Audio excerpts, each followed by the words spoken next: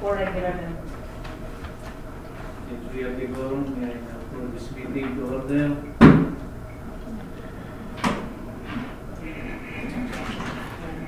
What do we have for today? We have 2 agenda items, sir. The presentation of bid evaluation reports for 2 projects we opened last time. The construction of perimeter fence at Bislig and improvement of airport facilities at Calbayro. For bid evaluation, sir, they will determine, they undergo the evaluation to determine the completeness of the bid. Because if it's incomplete, sir, it's disqualified. And they underwent the bid arithmetical correction to recheck on the arithmetic of the bidder. And after which it will determine also who is the lowest calculated bid.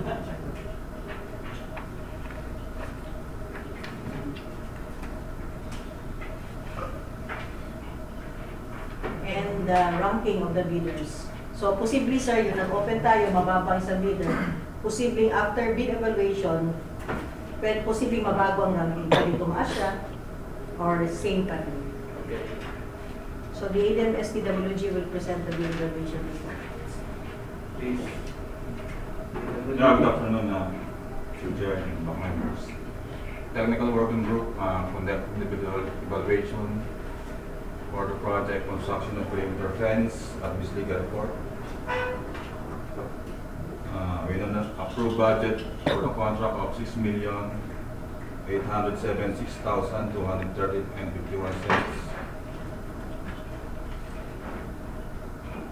Opening of bids was conducted last September 20, 2019. And Mr. Background.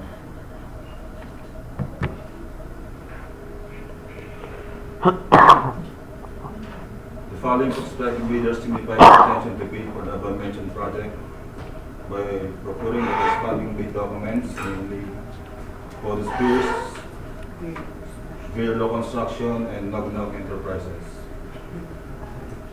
The 3 prospective bidders tendered their bid proposal. However, only 1 bidder was initially rated as pass during the opening of bids for having submitted the required documents specified in the checklist using a non-discretionary pass-through criteria.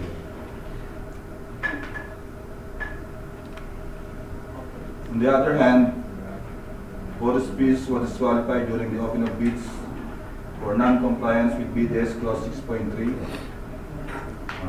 They submitted an affidavit of site inspection instead of certificate of site inspection. To the chair, Codus Pierce did not file an MRC. Okay. Likewise, Nognog Enterprises was disqualified during opening of bids for non-compliance with BDS Clause 20.1, improper sealing and marking of bids.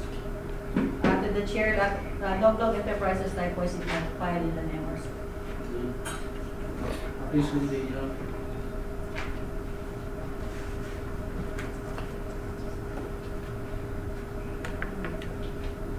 Upon bid evaluation, the submitted bid proposal of Virlo Construction with an amount of 5,943,827.40. After bid evaluation, the calculated bid proposal is 5,943,827.46, which is also below the ABC.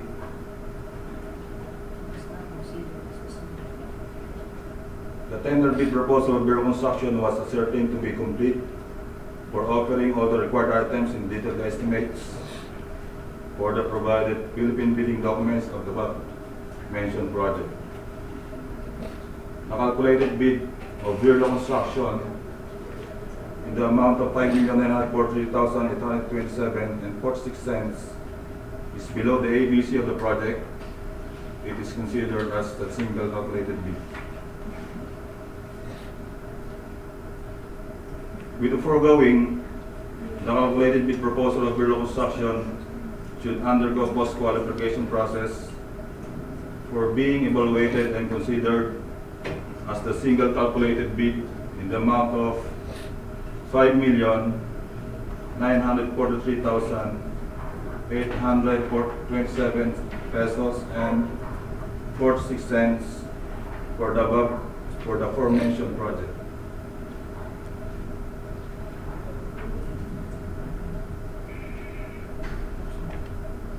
For approval, sir.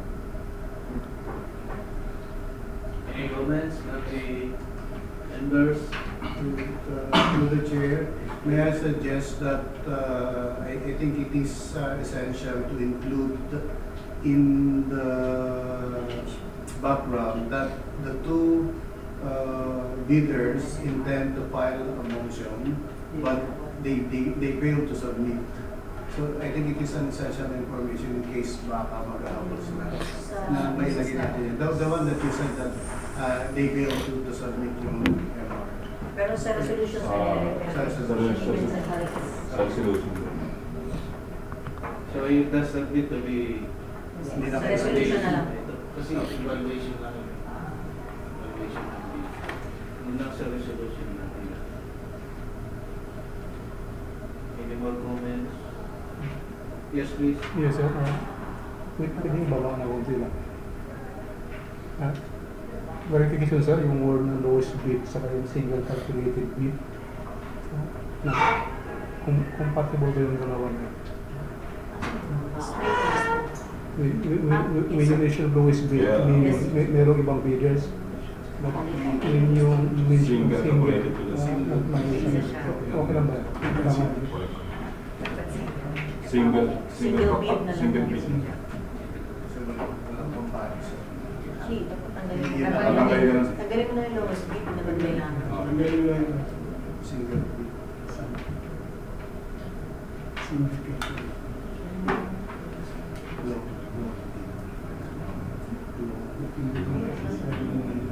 Will you repeat it? Yes, sir. What I'm trying to clarify earlier, sir, is yung lowest bid, sir. So meaning, if we mention lowest bid, my understanding is that may ibang bidders, but siyang pinakababa. Whereas kung single calculated bid, single, nag-isa lang siya lang. But as the have suggested, sir, is tanggalin lang sir, yung lowest bid na lang, sir. Noted, sir, noted. Tanggalin na yung Yung Lowest bid na talaga yun. lowest bid.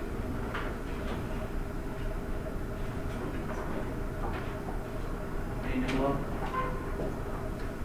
Are we ready to... Yes, please. Ito talaga banggit na rin yung ito magkakaroon ng correction, no? Ito talaga ng findings, name of bidders, at suggestion tatlo, mag-a-appeal yung tatlo. Sorry, mas lalabas yung video. Yes, hindi naman kasi na-open, sir, yung Kasi financial ng dalawang Dash, bidder. dash, then dito. opening na lang kasi. Sa opening lang, sir, bali hindi mo na-open yung financial ng Did not dalawang. push through. Yes, please. Sinabi ba yung abstract bid na? No. They has a separate Okay. which you will all sign. Part po siya ng bid evaluation. Kasi yun yung laging hinahanap. Supposedly ramping dyan eh. Nothing is possible, so Pagka in this case, single lang kasi, sir. sa back alpha kasi dati, pagka single calculated, hindi sila nag-prepare ng back peso, which is ayun yung hinahanap ng COA, entity accounting. Yes. Kaya, importante na. Correct na natin. For signature na lang, sir.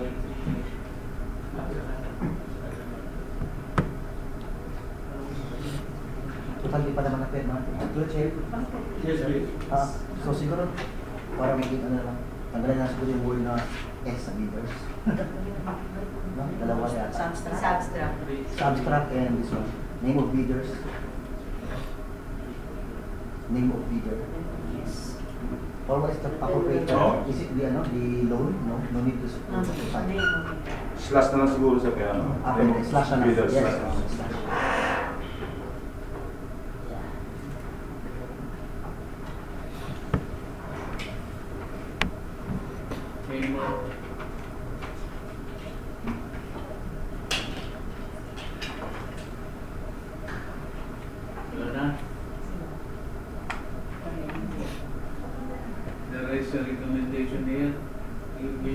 To approve For post-qualification, sir.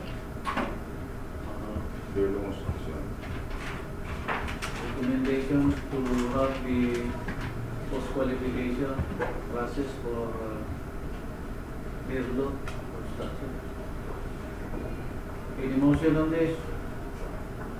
To the chair for information, if the BAC allows this report, we will write we'll write Bureau of Construction to prepare the post-qual documents. And the bid, upon submission, the DWG will conduct the post-qualification evaluation, which would take a maximum of 45 days. Tagal naman.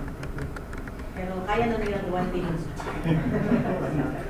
Pero ano kasi sir, i-validate nila yung Cebu, sir. documents. Cebu base yung. Sigo ba yan? If it warrants, they can travel and check on the physical documents. Legal and technical. Tama ka ba ako dito? No, sir. Any more comments? Sir. Yes, please. As regards yung ano sir, yung post-qualification period of 25 calendar days sir, siguro sir, pakabot po natin i-qualify yung sir. Nakalagay sa 1924 is na nakalagay is in exceptional cases, 12 calendar days ang dapat yan sir.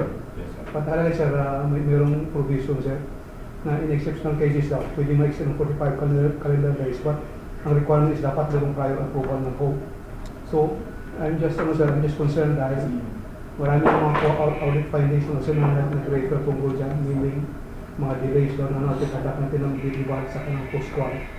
So, hindi ko na kung anong post dyan sir. But, Masyadong mahaba yung 45 yun days. ang nakalagay sa ano sir, sa... This is kasi sa- simple. Yes, sir. Maximum lang po yun. They can do it earlier. Within 45 calendar days. Kasi gagawin yung 44 days. Pero ano na, time constraint na tayo, October na po. Agahan nyo na. Can you do that in 15 days? Kaya nila yan. After submission, sir, ng Yes. Post-qual docs. Yun After, ang nagpapadelay minsan sir. After submission of post-qual documents, 5 you submit that. The bidder sir is given 5 days to submit sir. 5 days. After the 5 days, can you They will start. have another 2 weeks? Kaya na lang sir. Maximum 10 days? 2 weeks? 12 days, Mr. Chair. Pinagahan. The earliest possible time is 12 days. 12 days? Sure, promise. 12 days, huh? Can we have that? 12 days? That's fine.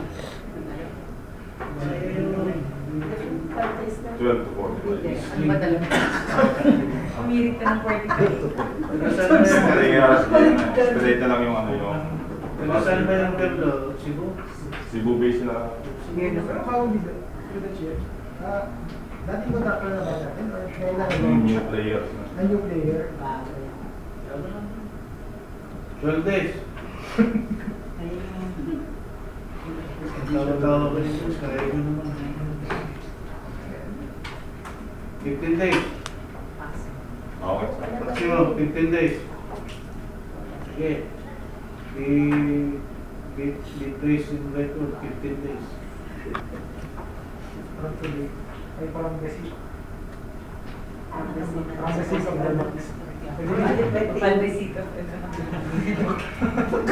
Pwede na yun. Nadating na yung marami. Mahirap. 15 days. PWD. Ayan sir. Any motion on this? Sir Chair, 15 days after submission of post qualification. Yes. Sige. Motion. Pursuant to the recommendations of the technical working group, it is respectfully moved that the recommendation be adopted and approved, Mr. Chair.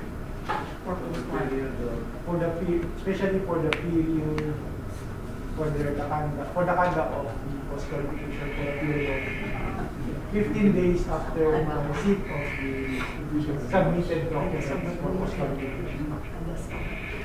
Any second? Second motion. Any objection?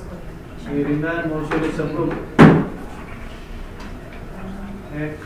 Second agenda for presentation of post-qualification report for the improvement of airport facilities of Calvario Airport.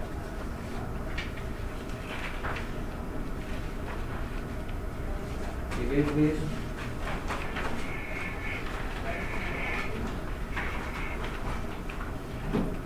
Ating body is the evaluation and bid evaluation for the project improvement of airport facilities at Calvario Airport. With an ABC of 71,052,270 pesos and 50%, which was opened last September 2019. Following prospective bidders signified their intention to bid for the above-mentioned project by procuring the corresponding bid documents, namely LNR Construction, Guerrilla Construction, and LSD Construction and Supply. The two prospective bidders tendered their bid proposal. However, only one bidder was initially rated as passed during the opening of bids for having submitted the required documents specified in checklist using a non-discretionary pass or fail criteria. On the other hand, LNR Construction was disqualified during the opening of bids for non-compliance with BDS Clause 13.1b, non-submission of PERT CPM network diagram and bar chart with escort. Likewise, LSD Construction Supply did not tender their bid nor submit withdrawal letter.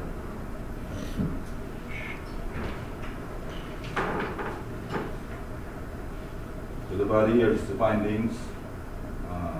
The submitted bid proposal of Guerrilla Construction in the amount of 67,297,993.93 cents, with calculated bid proposal of 67,298,613 and 43 cents, with complete bid and both are below the ABC. The tender bid proposal of Guerrilla Construction was certain to be complete for offering all the required items in the detailed estimates for the provided Philippine bid endowments of the above-mentioned project. The calculated bid of Guerrilla Construction in the amount of 67,298,630 and 43 cents is below the ABC of the project and considered as the single calculated bid. With the foregoing, the calculated bid proposal of Guerrilla Construction should undergo post-qualification process for being evaluated and considered as the single calculated bid in the amount of 67,298,613 pesos and 43 cents only for the aforementioned project. Mr. Chair. Tanong ko lang, saan ang difference niya?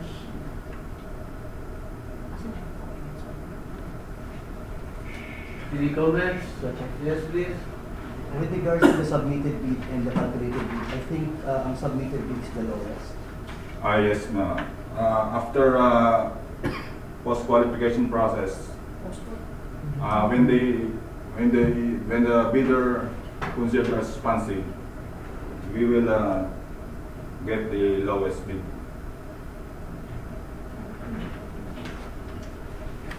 Sagutin ko muna doon sa unang tanong. May difference po kasi ang calculated niya. Best calculated and Explain na niya sana submitted bid. difference.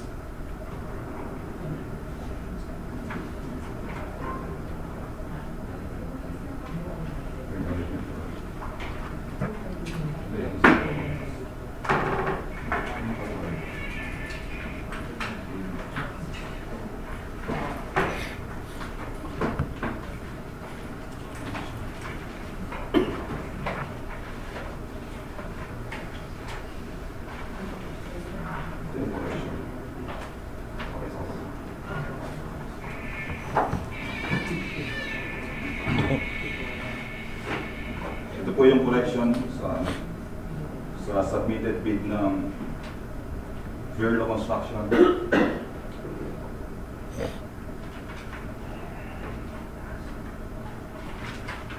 And then,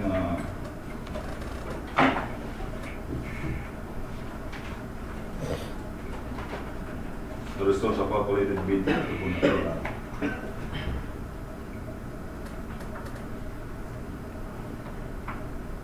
So kung na-post-qualify po sila and then na-responsive sila, ang i-ada pa rin natin yung lowest.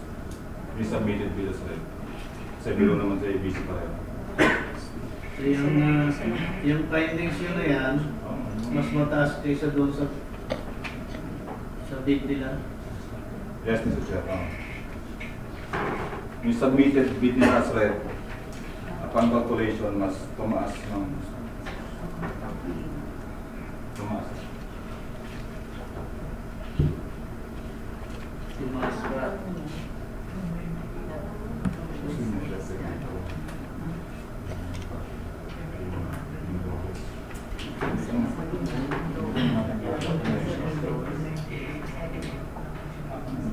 Yung price na yawa. Through the chair. Will it be possible for guidance now? Will it be possible because there is 6 million difference? 9 million difference as regards to the BC. Yes, sir. Ano lang yan? As regards to 1,000 plus lang yung difference na. Ilan? The ABC 76, di ba? 71. 71. There is a 4 million difference as regards to the Yes. ABC and as to the Wala naman proposal. wala naman tayo sa ceiling ng bid. Or no limit, No limit tayo sa floor. Yung submitted bid nila is 67,297. Yes, Mr. Chair. Tingnan. Ito yung submitted sa 297,997. upon bid evaluation, Arithmetically. arithmetical correction, tumaas. 98. 1,000. So, sa kontrata, Pag responsive, Mr. Chair, yung bidder, kukunin pa rin natin yung Nasa 9184 sir, whichever is lower, okay. basta bilang ABC pareho, Mr. Chair. Good. Any more? Yes, please. When writing then, regarding sa submission of additional docs for the postcode, hindi naman magre-reflect yung ating findings regarding sa except that they are the single. Single. Hindi pa naman mag-appear yung Hindi pa yun. Any more? Mr. Chair, Yes, please. si Ellen, ano hindi rin nag-file ng motion? Among the two, no one filed a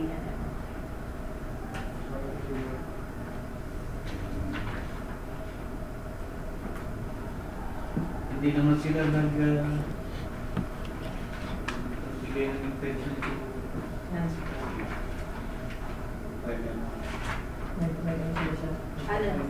sabi urban. During the meeting.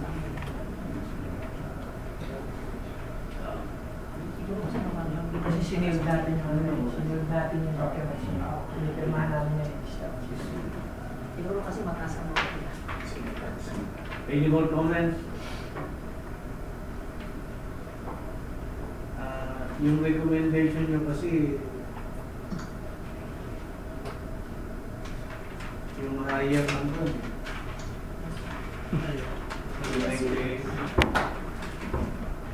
Yes, sir. Bali ang nire-reflect na natin dito yung bid, yung calculated bid, sir.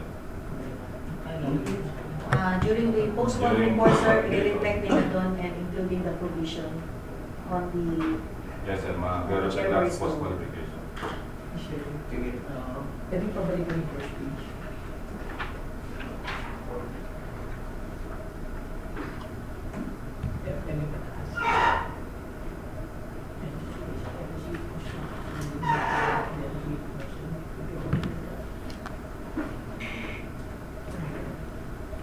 Did not tender their bid.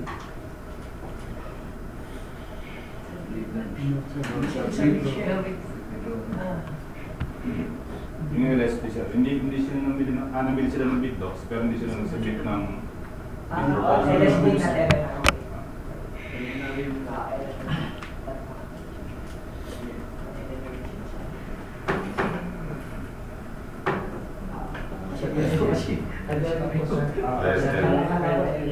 Suggestion ako sir. During the time na magkaroon ko ng problem regarding sa copy, later on, we're asking the interviewers whether you're going to file an MR or not. Then after the reflection of the all this, the financial document, after finding na sila pala ay kumbaga mo pinaka-dent na magpapasok kasi mas lower naman or higher.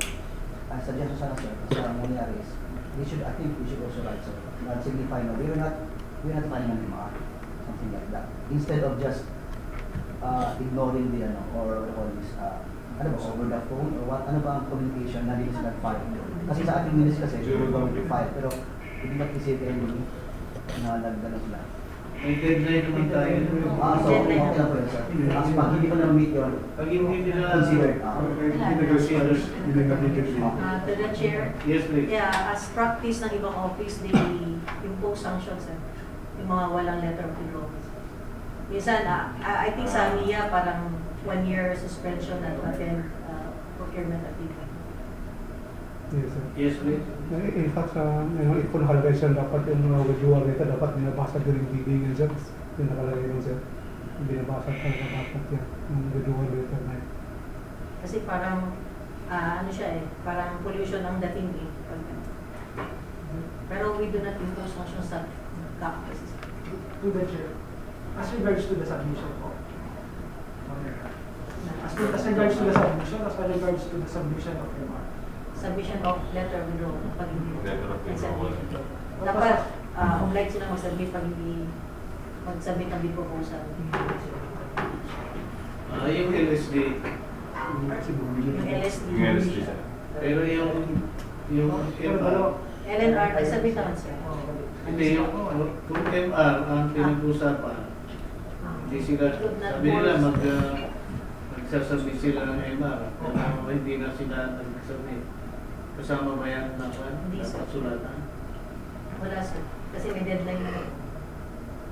Okay. Yung withdrawal letter. So ito lang, withdrawal letter. Withdrawal letter. Sanction. Pero as regards to the sanction, anong basis?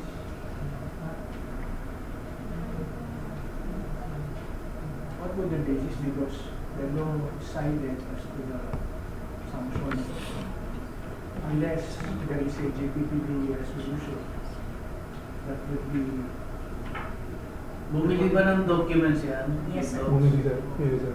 Bumili naman na ng documents. Yun ang pinaka-penalty. Siguro sir, we could revisit yung sir, yung section 69, title is administrative sanction. Baka covered yung na yun sir. Tignan na lang natin muna.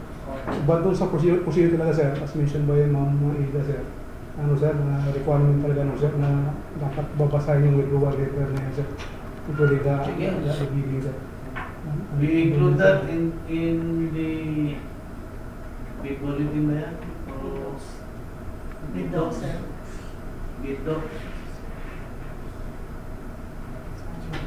Pero Mr. Chair, we need to specify in ano yung kind ng sanction na yun. Although the law would provide, there is a administrative sanction, but we need to resolve the matter accordingly and we need to specify it. Because we may also be in the position na baka hindi naman tayo authorized. So, I suggest to the chair that we need to first study first before we incorporate the provision there. Because apparently, the bidder will pay the bidding documents, did not submit its bid, then he forfeits its for the fee na pambayad niya. as regards to dun sa subsequent na sanction na hindi siya nabili, we need to further study first, sir. Yes. If Study muna natin. that would be the most appropriate thing to do for the meantime, Mr. Chair. Study muna natin yun. As well as to the, if the bidder will express verbally his intention to submit an MR but fail to file an MR in time, idagdag na rin natin siguro sa study natin if we impose sanctions against them, Mr. Chair. Sir, I think ang hindi nagagawa sa BAC is yung monitoring mga details. Merong form si GPTV on that regarding monitoring details. If, yung for example, yung isang bidder, habitual yung pag bumibili siya, pinabili siya, kasama yung sa tenor clause, na habitual withdrawal. So even if magbigay siya ng withdrawal letter or not, may sanction talaga sa based sa tenor clause. Yung sinasabi ni section. So kaya lang hindi mo-monitor kung sino-sino yung hindi nagsasubmit even after paying for the legal. To the chair, letter I speaks of habituality. Minsan lang siya, pwede pang patawarin, pero kung talagang paulit-ulit na siya, medyo masakit na sa ating, pwede na tayo siguro. But the law is silent as magkano ang sanction. Sa practice na iba, sir, Ayun pa they lang. have three strikes. So first strike, warning, second strike. 1 week, 3 times within a year. habituality, Mr. Chair, is may paulit-ulit is 3. Hindi.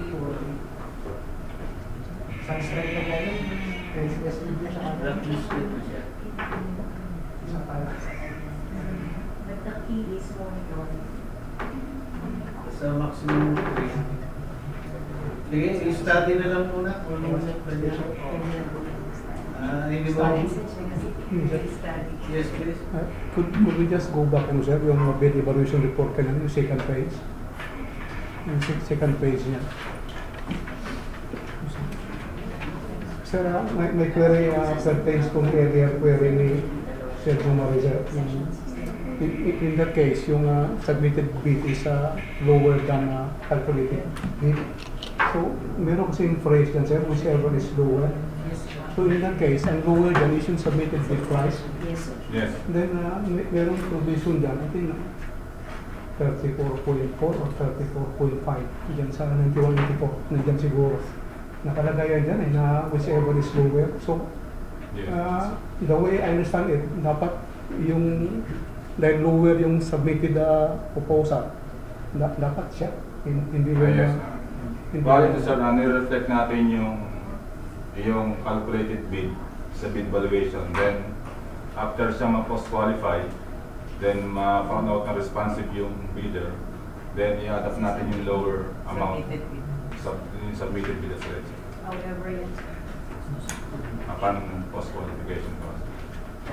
Corporate naman yan sa bahan. Actually, hindi naman, tama naman yan. After evaluation. Calculated bid proposal. Any more comments? Yes, yung 34.4 na yun, sir. Yes sir. After ano yan sir? After post-qualify. Post-qualify. So responsive siya, i-adapt natin yung lower so calculated din sa bid submitted. Okay. Any more comments? Any motion on this? Motion? Just to support lang yung tulad sila. I-highlight na lang siguro dun sa resolution yung at least clear lang. Okay. So, pursuant to the findings and recommendations of the technical working group, before I move for the adoption of stage, I also ask what period or 15 days also. Kasi same company. Same company. The same company. Yes. Sabay na yan. So, for the rules, the findings and recommendations, the technical group, specifically to the conduct of the post-qualification within a period of 15 days upon receipt of the submitted documents by Bureau Construction, be adopted and approved. Any second? Any objection? Hearing none, motion is approved. Noted. Adam, any more? Sir, may other matters pero pre-procurement. Any objection? Pre-procurement, other matters?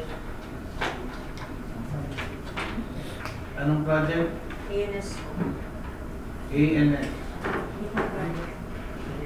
Sige. Okay na sa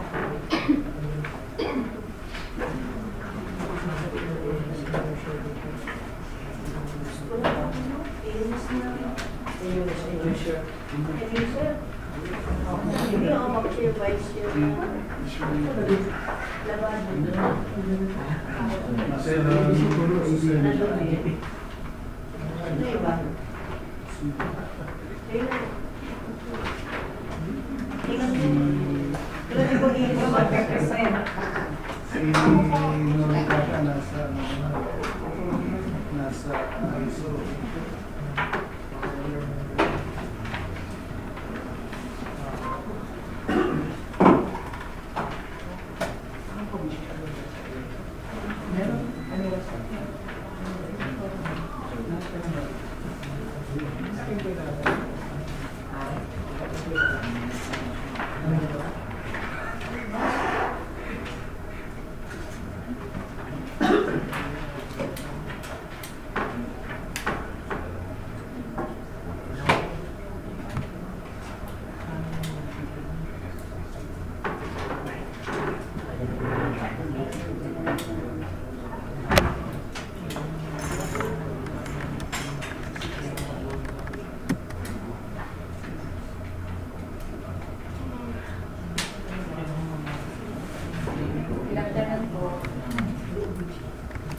The project ko is for purchase installation of communications equipment for Bicol or New Legazpi International Airport. So the invitation to bid, CAAP through the DOTR CAAP MOA dated 29 December 2016, bidding and implementation of airport projects for the provision of A&F equipment intends to apply the sum of 33,733,000 being the approved budget for the contract to payment under the contract for this project. So bids received in excess of the ATC shall be automatically rejected at bid opening. For this project po, we require Laki mo nga.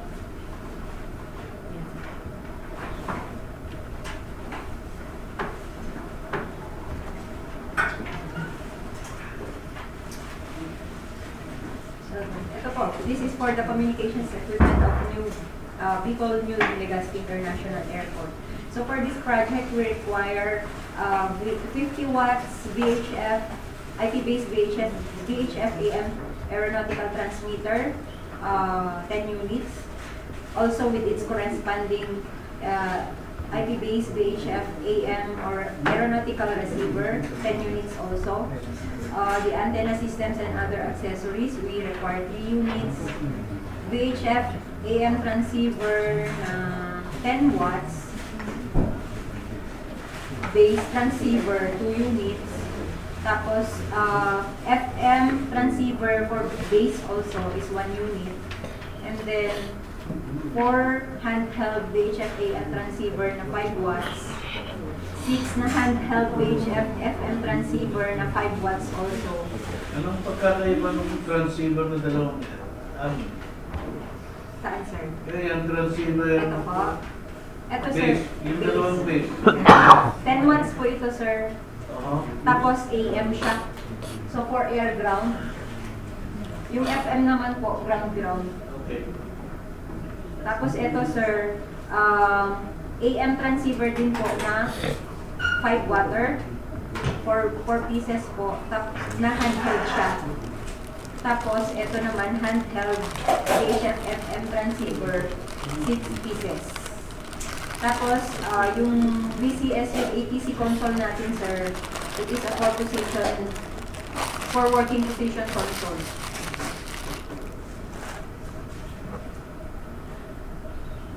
VCS with ATC console, so 4 position.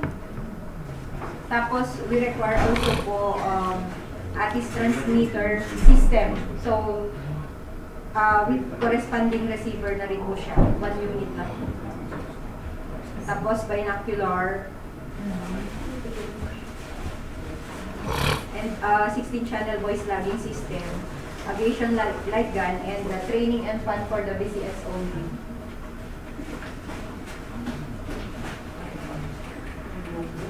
To the chair, before we proceed, we just inform kung may CBA na po yan sa computer book. Just for information. Certificate of budget allocation. Is it a multi-year? Online? Multi-year po yan. Okay.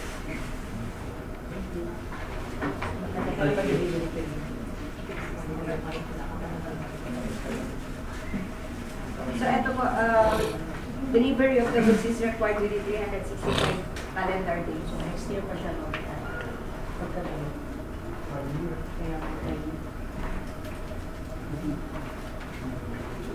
Patingin.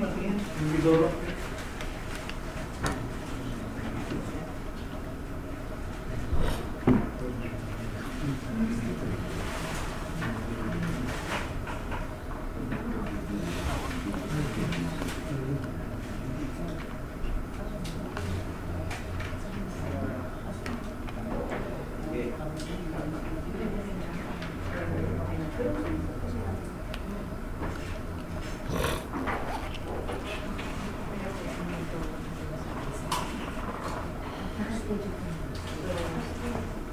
The amount for the bidding documents for this is 25,000.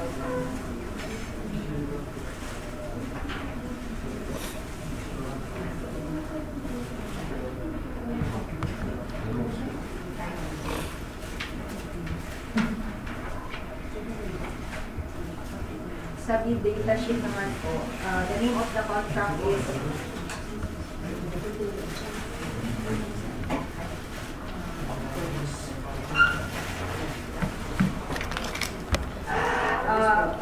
for this purpose, ang similar contract that shall refer to supply, delivery, and installation, integration of communications equipment.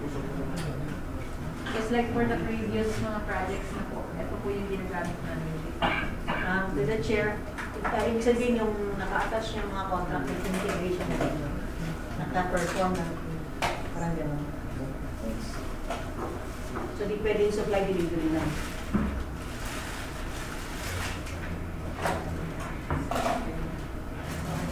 Purchase and installation dapat yan. Hindi purchase dapat.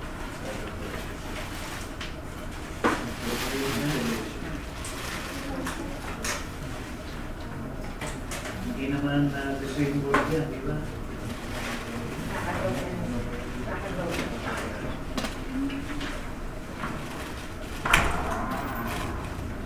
Pagawin na, purchase and installation.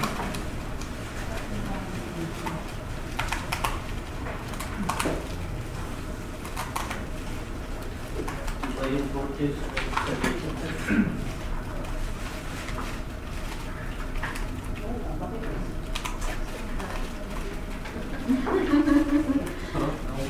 Bale, ikon mo na lang yung later.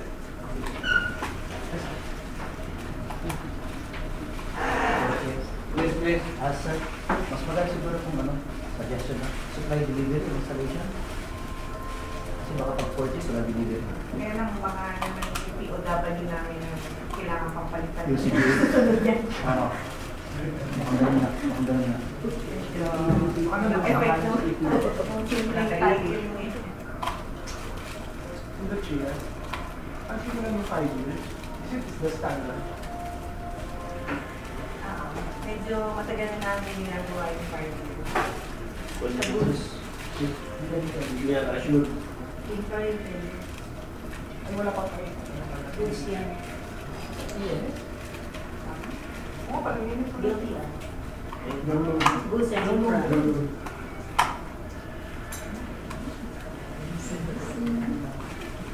Lahat ng nandito, naman doon din. Dalawa kasi, puro ba?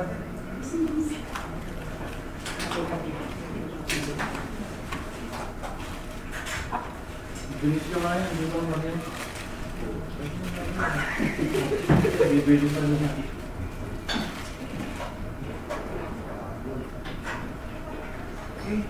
Gusto nga ni Mami, kaya na mag-check na, sabihin niya. Nakabili ba yun?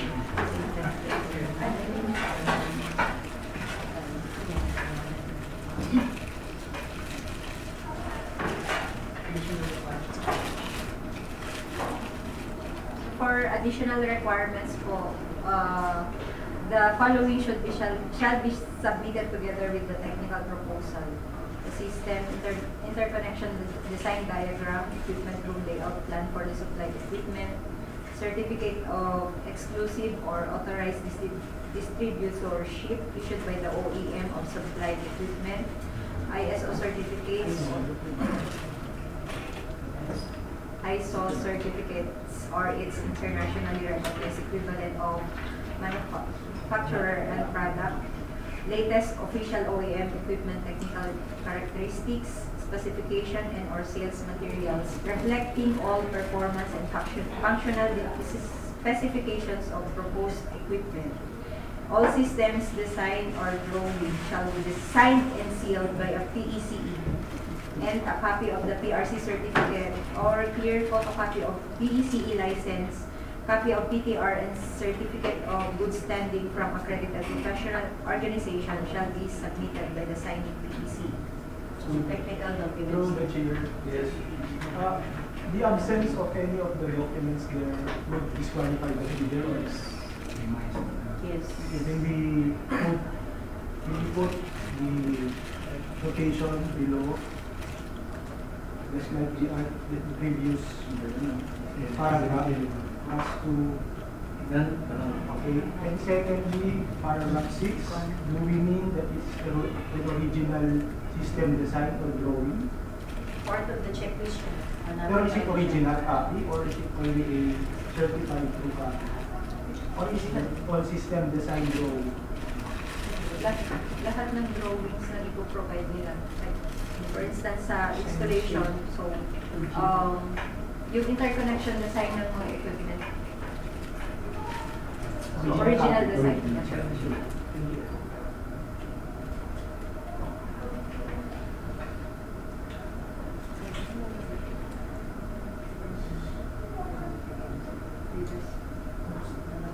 Kasi may distinction na sa paragraph 7 because of the copy. So I am assuming that all paragraphs 1 to 6 are original or at least certified true copy. Normally kasi yung PRC certificate is a national document. So, for those kind of document, pwede na yung copy. I-post qualify na lang for comparison sa original document.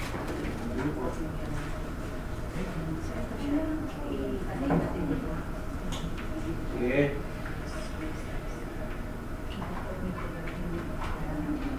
Ito pa po yung isang nire-require namin. So, bidder also shall indicate Palakihin mo nga ng konti.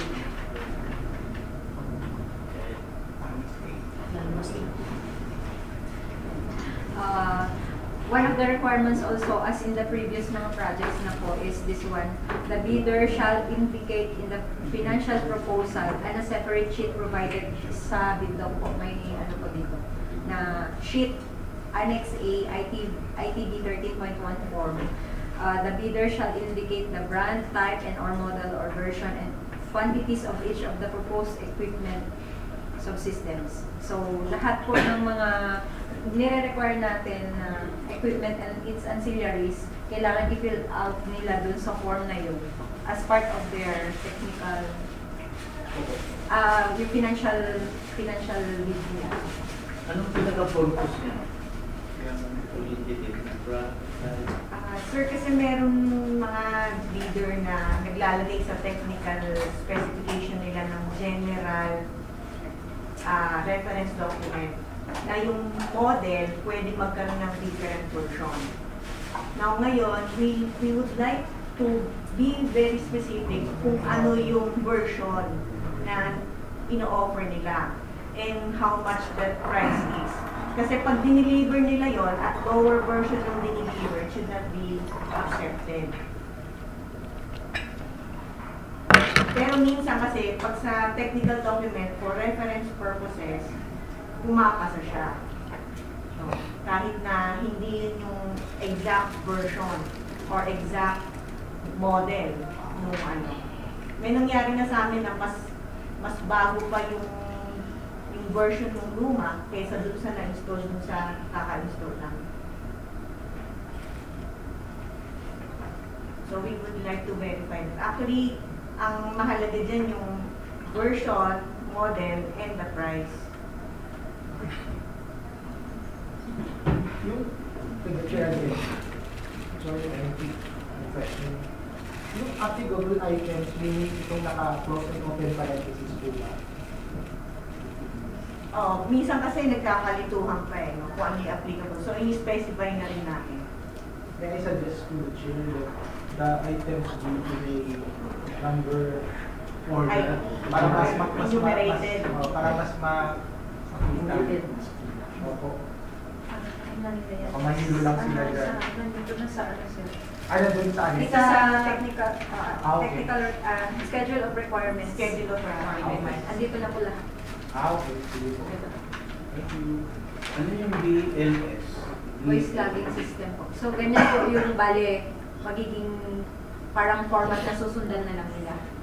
Okay. Parang ililipat lang nila ito sa form 13.1. So, ayan, Yung naka-itemize na po lahat voice logging. Voice logging. Voice logging. Ayan po.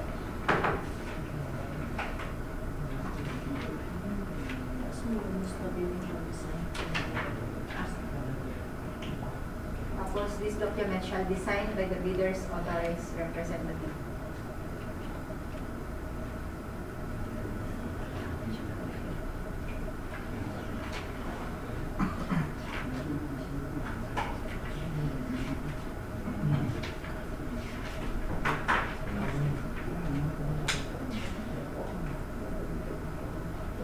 Okay. Any questions? Continue, please.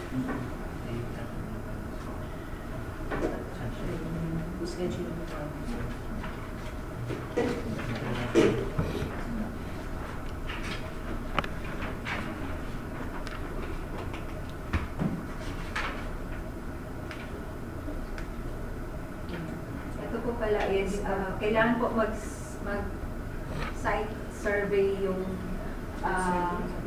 site inspection yung bidder.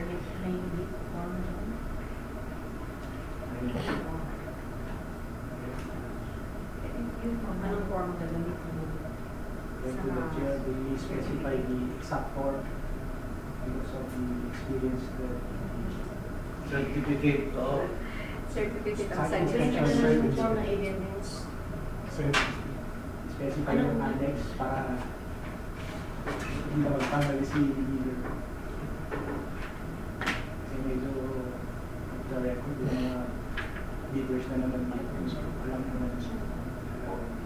Meron pa sa technical. Dito sa BBD. Yes, ma'am. Tanong ko lang sa AMS, Ma'am Rose. Ay, yes. Yung Bino and light gun ay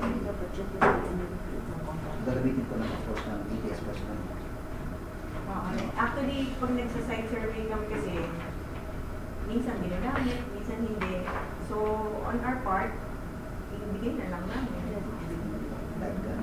Kasi, pati yung light gun. Kasi minsan nga, I know, hindi na ganun ka use. No, but, Emergency. for emergency purposes, and we cannot tell when is And sir, makita po sa ng ATS for yung complete specs ng Bino. 10 by 7 Bino. Normally, yun yung ginagamit. Mamaya, mga tayo ng 25, 56. 25 Tapusin mo na natin. Okay. Anong nire-require mo dyan? Certificate of site inspection? Ano ba? Site? Oh, more on location ng equipment nila, kung paano nila i-install yung equipment nila based sa dimension ng equipment nila. Paano yan lang yung format ng ADMS para mag-attach dyan? Yes. Kasi baka magkagulo na naman tayo sa opening pag wala mong exactong format. As recommended by the Tsaka yung pangalan nito. Yung pangalan niya. ay, wala naman. Walang form. Kanina lang. Sa ADMS na form. Sino magsasign? Yun pong FIC ng Legazpi. Legazpi Airports. I don't know sir kung magiging masyadong kasi yung dating ni-require sa inspection certificate, pinalagay lang ni Sir Arnold sa BAC Alpha.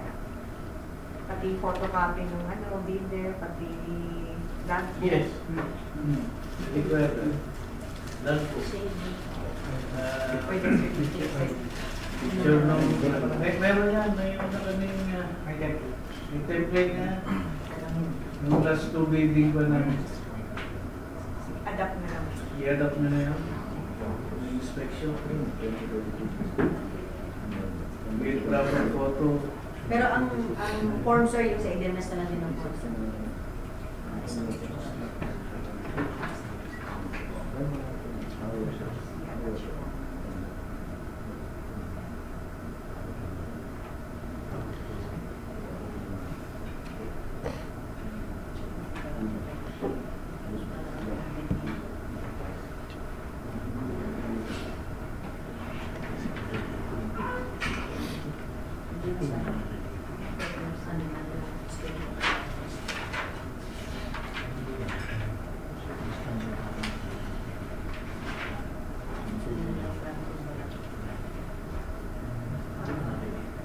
So, ito po yung schedule of requirements. So, naka-detail, in detail na po dun sa present kanina dun sa ITB part.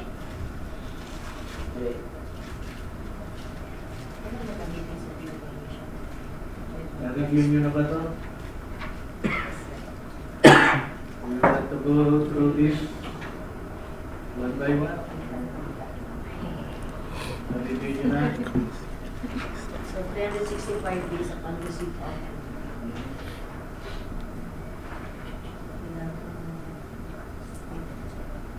Kailan ba mag-open nun ba?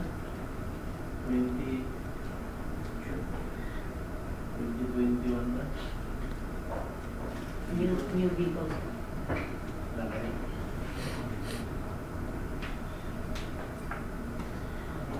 Sige.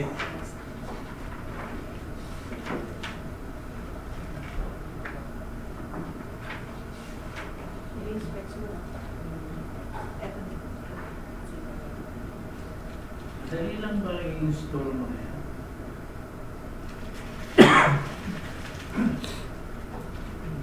Kailangan ko. Kailangan ko. Sir, kung bago totally lahat, pwedeng mas mabilis kaysa yung may lumang equipment. Bago naman lahat yan. Yung technical specifications po nito, sir, mostly ng dito is adapted lang dun sa mga previous na projects. Minsan paki-review to. Yes, sir.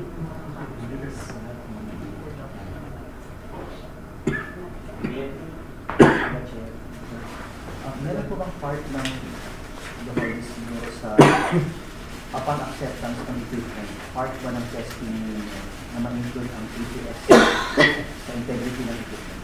Kasama ba? Actually, sa implementation namin records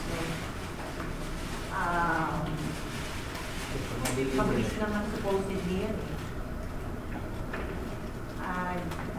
Hindi lang namin alam kung paano yung practice.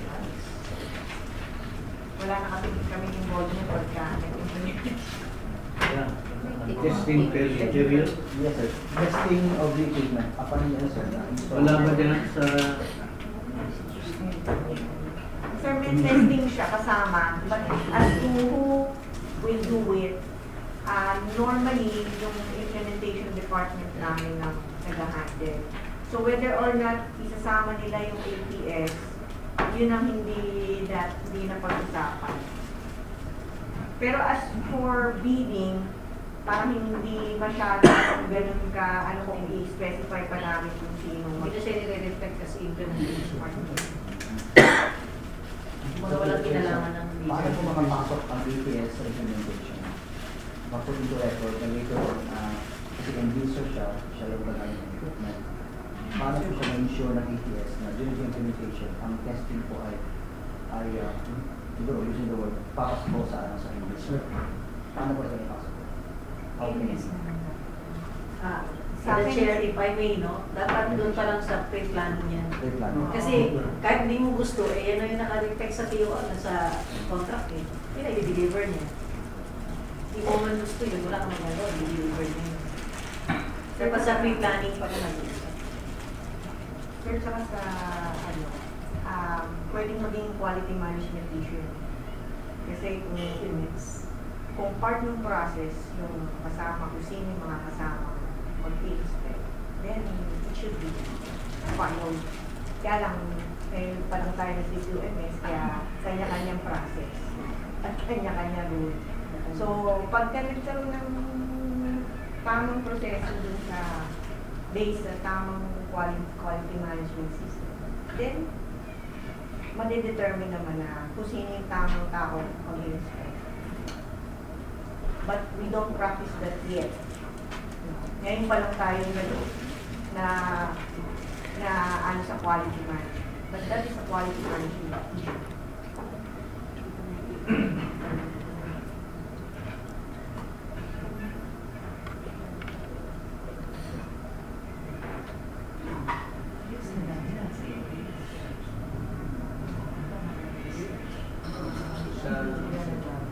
Sa TIA. Sabihin niya, sir, marami kasi yung inspection na nangyayari. Meron sa TIA, meron sa service na nag-implement. So, parang sabog yung process.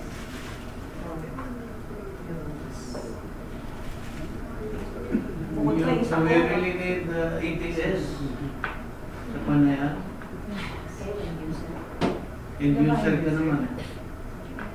May testing period naman yan. During the testing period, at saka kayo naman, i-warranty naman. Doon naman kayo papasok, user kayo. Issue ng certification. Certification ng passer. Kung makakasama ka nila sa Certification ng pag hihingi yung sa may magiging opinion para ng APS. Kasi sir, mahalaga din na define yung hinahanap nila. No? Kasi pag hindi define yung hinahanap nila, tapos later on lang nila hahanapin. Dapat nga sa balik pa lang ang gusto kayo. Yes, sir.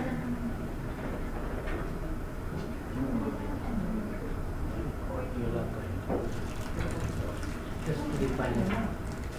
Pero nagawa Ano bang yun. gagawin? Sila. Dapat may During the planning stage, di ba, hinihingi natin yung requirements nila. Yun yung nilalagay natin sa... Alam ko ganun. Okay. Hinihingi yung ano. Meron na tayo nun. Probably they're talking of performance testing.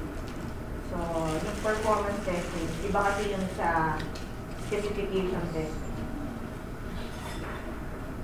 Kasi kung yun yung require nyo, at yun yung nilagay dun sa mga reference, talagang pipilitin namin na ibigay based on kung ano yung nilagay dun sa requirements.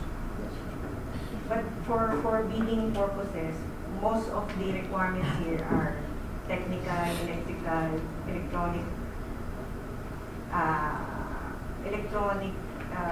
related, no? Electrical related. So, yung performance na hinahanap nila, hindi masyadong described dito. Kasi for example, sinabi namin ito yung antenna. Tapos pagdating doon, may condition yung antenna na medyo na iba yung location. Iba na yung performance sa kanila, no? But that is out of anybody's requirement. Unless in an appeal, na specify na maayos yung performance requirement, that's the only way na you can check on. Kasi minsan, yung end user, hindi nila alam kung ano yung nire-require nila and how do they put it in writing. Diba? Parang idea lang, pero hindi nila masulat kung ano yun. Actually, yun yung mahirap sa pag-specify. Feeling mo, meron kang hinahanap, pero hindi mo masulat kung paano mo i-describe. Sure, check. Pati sa tamang point ni Mangos, ano lang ang basic lang ng say functionality. Kung say functionality, like for example, in our case, when we do the testing sa communication equipment, we do the testing. So, meron pa rin requirement na 5x5, so this is about clear. So, pag maliit yung functionality na yun, I think, fast siya. Hindi mo naman acceptahin yan na with the Di ba, 5x5? desert quality. Yan. Basic functionality. Paano naman i-transfer yan sa inyo? During the site acceptance test, di ba, yung controllers naman yung nagtetest niya. No? And then kung hindi mo meet yung requirements ng 5x5 or what, bahala kasi it's within the warranty pa. Talagang re-remedyo niya to meet your requirements. During the site acceptance test. Yes, please. Yung kung establishan dito ma'am yung communication equipment, hindi pa siya airport na airport, establish pa lang. Sa Bicol mismo yun. Bagong airport. Bago lahat. Bagong location. So, sino yung magde-designate as authorized signatory doon? Just to be clear about it. Is it the area, airport manager, or sino yung i-designate pala doon? Usually the airport manager.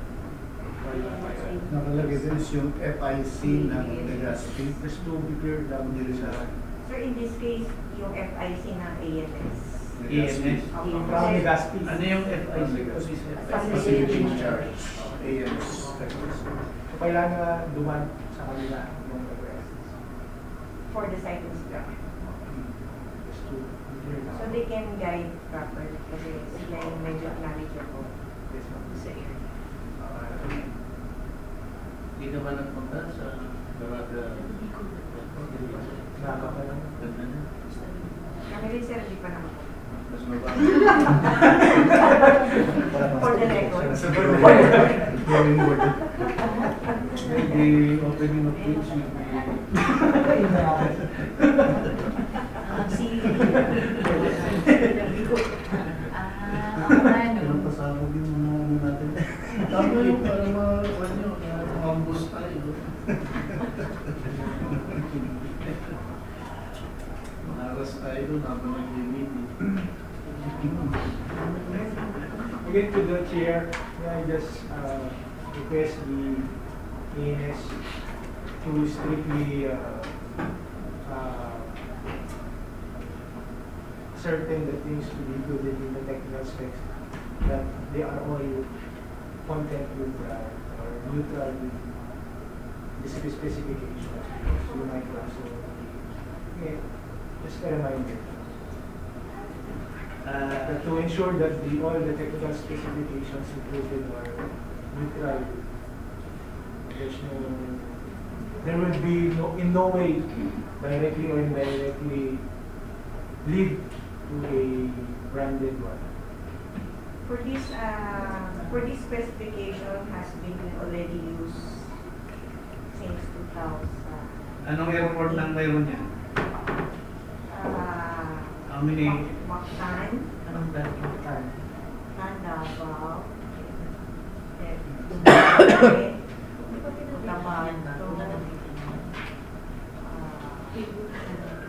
More or less, we have Pero more or less, same brand.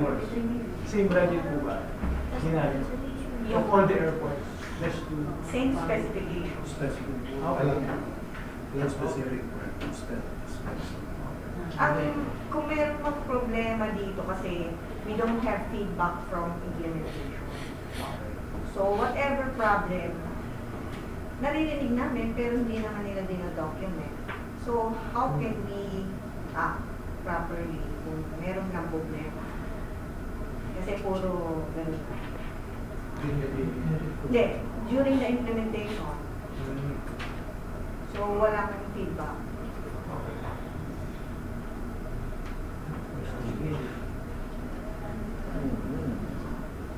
Any more comments? Wala kang i-present?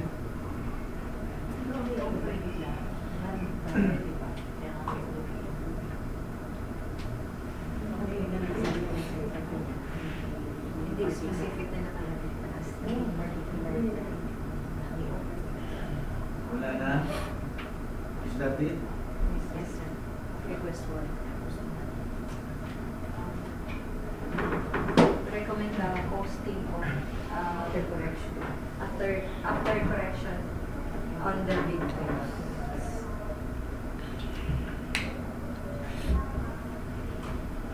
Comments? Other comments? Motion?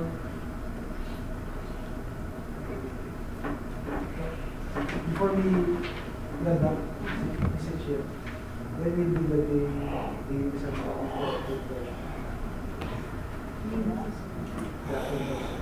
before we proceed to the posting? In 2 days. In 2 days. Specific yung timeline, Mr. Chair. Sir, if we officially receive it now as a document for correction, na hindi na dadaan. Usually, nagpapalikot sa atin dito minsan kailangan pa dumaan. To record. So, kung basta once na-receive namin, 2 days, balik na namin. Any more? Motion?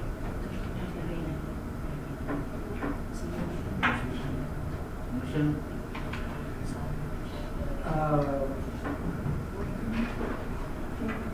That Mr. Chair, move that the posting of the project entitled Purchase and Expedition of Communication Equipment for Bicol New Legazpi International Airport be made within 2 days from now. And after corrections have been made by the get used.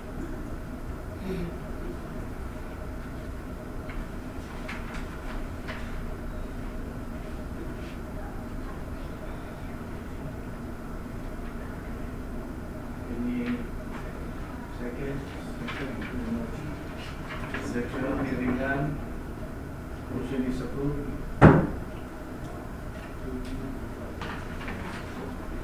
Pagkatapos ito, what's the next step? Posting and schedule for private sir. Review, which is more or less 7 days after the 2 days. Overnight, na. sir. Next week na, Wednesday. Overnight. Ano na sa night. Okay. Any more matters? Nana, sir. Nana? So, any more? The meeting is adjourned. Thank you. Thank you.